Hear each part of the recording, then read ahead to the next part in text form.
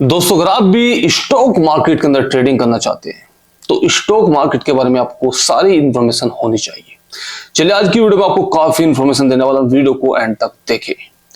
सबसे पहले जान लेते हैं कि स्टॉक मार्केट होता क्या है। स्टॉक मार्केट एक ऐसी जगह होती है जहां कंपनीज के शेयर को बाय सेल किया जाता है। ठीक है जी। अब शेयर क्या होते हैं? शेयर का मतलब है कंपनी की ओनरशिप। एक छोटा सा हिस्सा आपको कंपनी देती है। अगर आप शेयर खरीदते हैं तो आप उस कंपनी के शेयर होल्डर बन जाते हैं। कंपनी शेयर क्यों बेचती है, यह भी एक सवाल है।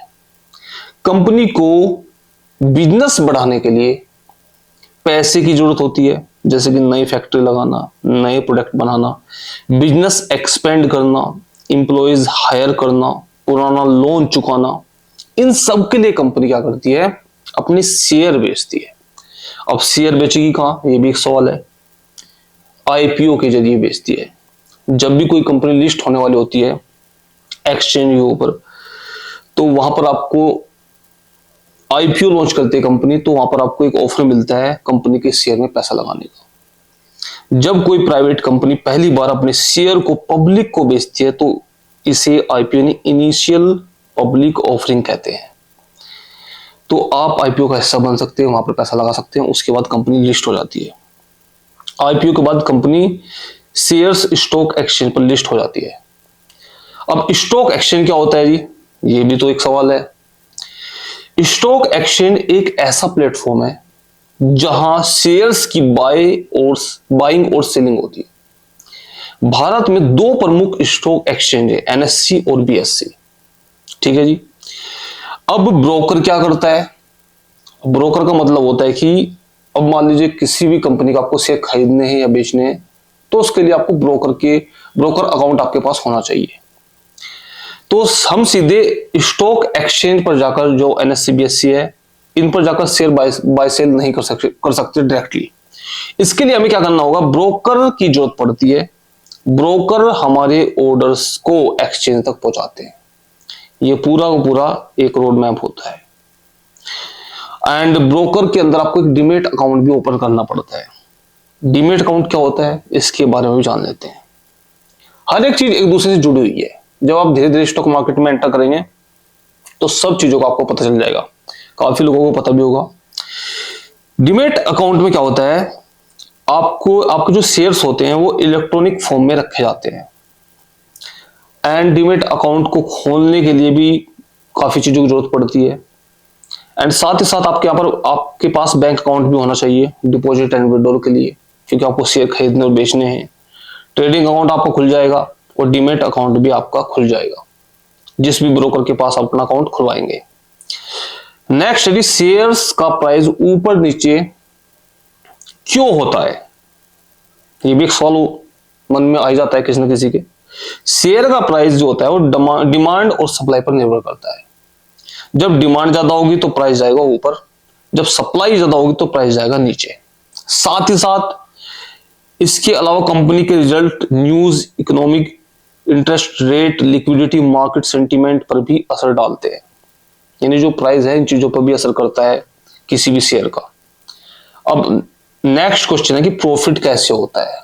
ये तो हर एक ट्रेडर जो स्टॉक मार्केट में एंटर करता है, कभी ना कभी तो ये सवाल उसके मन में आते ही आता है कि भाई प्रॉफिट कैसे हुआ। एग्जांपल यहां पर, अगर आपने 100 शेयर्स 100 रुपए में खरीदे किसी भी कंपनी के, ठीक है जी, कुछ समय बाद प्राइस 120 हो गया, तो उसकी वैल्यू कितनी होगी? आपने 100 खरीदे थे 120 रुपए में, तो 12,000 रुपए होगी। प्रॉफिट 12,000 में से 10,000 माइनस कर दिए, 2,000 का प्रॉफिट हो गया, क्योंकि आपने 100 शेयर 100 रुपए में खरीदे थे, यानी 10,000 के आपने शेयर खरीदे। 120 प्राइस हो गया कुछ दिनों बाद, तो 12,000 रुपए टोटल आपका वैल्यू हो गया शेयर्स का। 10,000 रुपए आपने लगाए थे तो 2,000 का आपका नेट प्रॉफिट हो गया। ये एक एग्जांपल है। लॉस भी होता है, तो लॉस कैसे होता है जी? आपने जो 100 शेयर्स खरीदे थे 100 रुपए पर, प्राइस गिरकर 80 हो गया। आपने 10,000 रुपए के खरीदे, लेकिन प्राइस उसका गिरकर 80 हो गया, तो आपको फिर 2,000 का लॉस हो जाएगा। 8,000 वैल्यू हो जाएगी शेयर्स की, आपने 10,000 पे खरीदा लेकिन वैल्यू हो गई 8,000, तो 2,000 का नुकसान हो गया। अब बात करते हैं कि स्टॉक मार्केट में कौन कौन भाग लेते हैं, यानी आसान शब्दों में कहे तो कौन कौन ट्रेड करते हैं। रिटेल इन्वेस्टर, हम जैसे लोग। इंस्टीट्यूशंस इन्वेस्टर, जैसे म्यूचुअल फंड, इंश्योरेंस कंपनीज हो सकती हैं, कंपनीज हो सकती हैं जो कैपिटल राइज करती हैं, वो वाली कंपनीज। फॉरेन इन्वेस्टर हो सकते हैं, ट्रेडर्स, एल्गो ट्रेडर्स भी हो सकते हैं। नेक्स्ट है जी इन्वेस्टिंग और ट्रेडिंग में डिफरेंस, इसके ऊपर मैंने वीडियो बना रखा है, आप चैनल पर जाकर देख सकते हैं। लास्ट है स्टॉक मार्केट से पैसा कैसे बनता है, ये भी एक बहुत बड़ा सवाल है। तो सबसे पहले पैसा बनता है कैपिटल एप्रिसिएशन, शेयर का प्राइस बढ़ने पर, ठीक है जी। दूसरा डिविडेंड, कंपनी अपने प्रॉफिट का कुछ हिस्सा शेयर होल्डर्स को देती है, लेकिन हर कंपनी डिविडेंड नहीं देती, ये भी याद रखना। तो दो तरीके से आप यहां पर पैसा बना सकते हैं स्टॉक मार्केट के अंदर।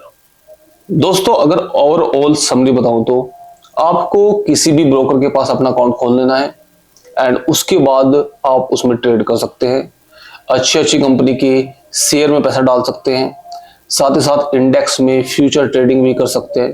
काफी ऑप्शन आपको मिल जाएंगे। स्टेप बाय स्टेप आपको हम आगे सब चीजें गाइड करेंगे, बस आपको क्या करना है, चैनल को सब्सक्राइब करके रखना है ताकि आपको सारी इंफॉर्मेशन टाइम पर मिल सके।